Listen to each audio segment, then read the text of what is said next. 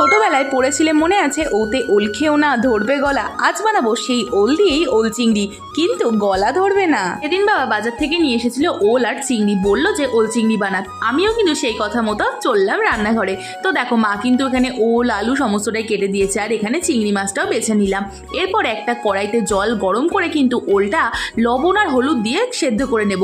5-7 minute সেদ্ধ করলে কিন্তু দেখবে একদম সেদ্ধ হয়ে গেছে, বেশি কিন্তু গলে না যেন, এটা খেয়াল রেখো। এরপর কড়াইতে তেল গরম করে দিয়ে দিলাম আলুগুলো ভাজা হতে না হতেই ওলগুলোও কিন্তু দিয়ে দিলাম, মানে যেগুলো সেদ্ধ করে রেখেছিলাম। এরপর তো লবণ হলুদ দিয়ে চিংড়িগুলোকেও ভালো করে লাল লাল করে ভেজে নিলাম।